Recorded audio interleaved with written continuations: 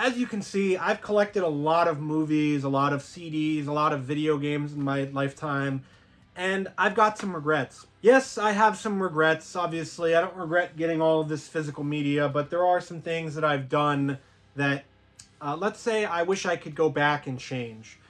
So let's get through it. Let's get some collecting regrets that I have here. So number one, as you can see, I do enjoy a good slipcover. I do have a bunch of movies from Vinegar Syndrome and their slipcovers, Scream Factory with the slipcovers, studio releases with the slipcovers, everything with a slipcover.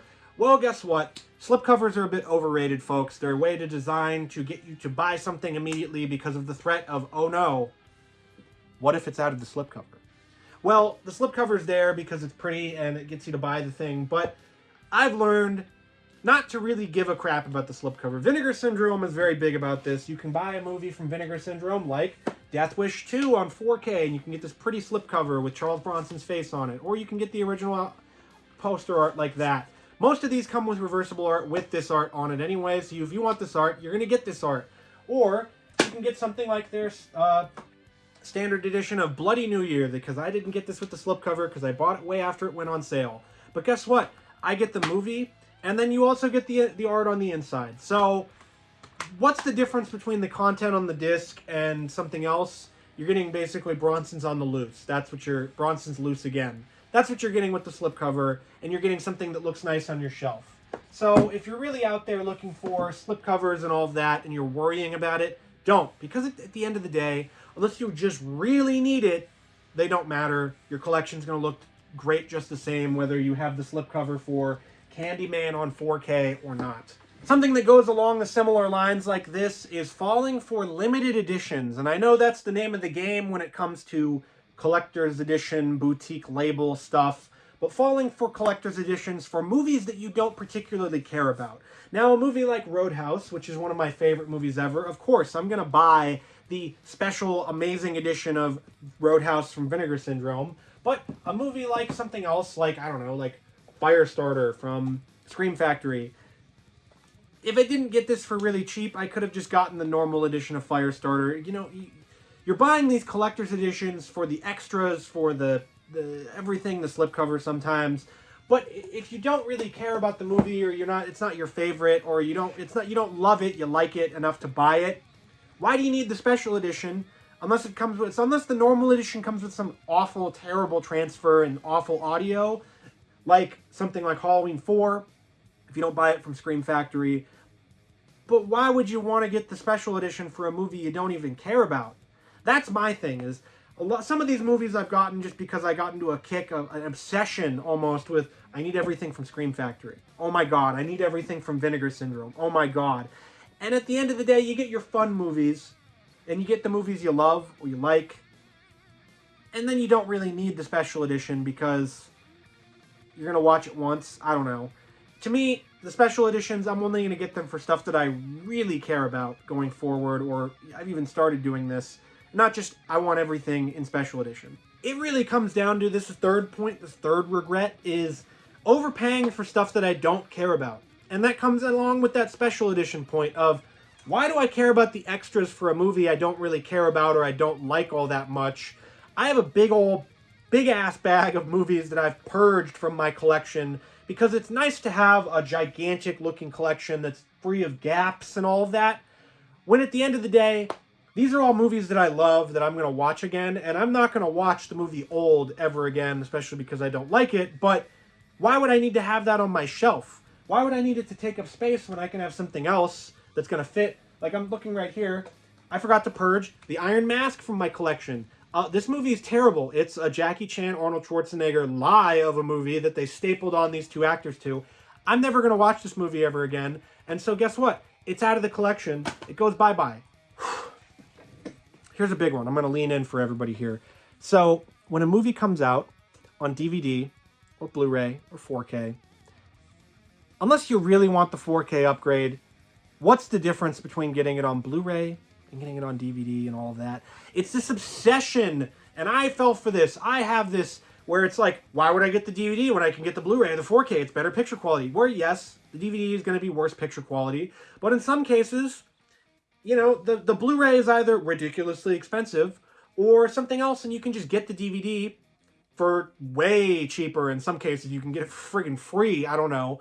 But for certain movies, just get it on DVD. Like, if you love the movie, then you can upgrade. But if you're just going to watch it, just get it on DVD or Blu-ray. You don't need to get the 4K immediately. This is a big thing with Scream Factory. They're putting out all these movies on 4K. And I talked about this in my video about why Scream Factory sucks. And I also talked about it in why Scream Factory is great. I did 2 of those videos. But they're putting out a bunch of movies on 4K and stuff like that. You can get Night of the Demons on 4K, which is brand new.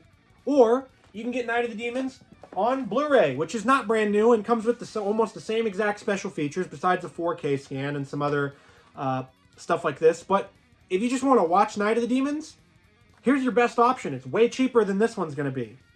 So if you're out there and you're looking for DVDs and you're looking for Blu-rays and stuff like that, I know it looks nice to have a nice uniform shelf and all of that, but really at the end of the day, you're the one that's looking at it, but save some money. Here is a big one that has come up over and over, time and time again, is not properly budgeting. This is twofold, because if you just have an unlimited budget, what is the fun in just going, I'm going to buy this, that, those, all of it?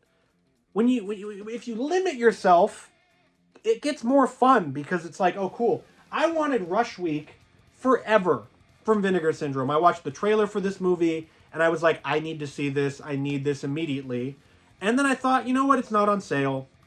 It's like $35 or whatever. It's going to be $40 with the shipping. Who knows? I can't remember how much it was. But if I hadn't have waited, that's $40. $40 could have gone to something else. It could have gone to 2 movies, 3 movies, 4 movies even. And then it went on sale from Vinegar Syndrome, and then I finally bought it. But budgeting, it also made the anticipation of wanting that movie that much more. Because I realized, okay, well, I can't get this on my current budget, so I'm going to wait until it's on sale. And then you finally get it, and you get that feeling that, you know, when you get a new movie, you get that box in the mail and everything like that. That's why you budget. And you also budget because you're saving money and you're not spending all of your money instead of spending it on, you know, rent and food and stuff you need. You're spending it on movies that you can't eat. Sorry, folks. You can't eat movies, but budgeting is important. It's a really big regret of mine because it's also made it so it's less fun to collect when you can just buy everything you want. If you limit yourself, you make it so that the hunt is there, and the hunt is part of the fun. My final regret is one that I did last week on Black Friday from Vinegar Syndrome sale and all the other ones, is not double checking your collection. I have a collection app that I scan most movies that I put in.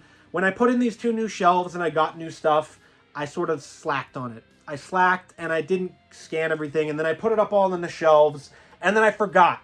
I forgot to scan everything. So then I looked at my stuff and I bought stuff for Vinegar Syndrome's Black Friday sale because it was a great sale.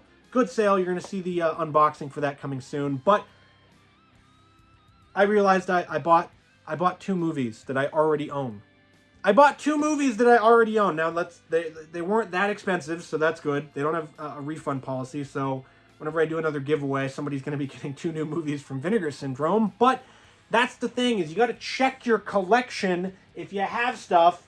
And if you have stuff, you cross it off so you don't buy stuff twice. In my other regret video, I love the movie Pieces, but I own 2 copies of it. I own 2 really nice copies of it because I didn't check that I had one of them. I bought the Arrow Video version of it. Where the hell is it? I bought this version of the movie, and then I got a really nice collector's edition of the movie. And the Arrow Video version is really nice, too. That's the problem, is that, you don't look when you're buying stuff, and then you get a really, really nice collector's edition of this from Grindhouse releasing that's magnificent, that has 3 Blu-rays and all of that, and you already own the movie. I probably wouldn't have bought this if I realized I have the Arrow Video version. But it's just stuff like that. You got to check and see what you have, so you don't buy it again and waste your money, and then you have to give it away to your YouTube subscribers here. But what are some of your Blu-ray collecting regrets out there? Let me know in the comments, and if you love more Blu-ray content like this, check out all of my Blu-ray collection updates, collection content, regrets, tips, all of that wrapped up into one playlist right here.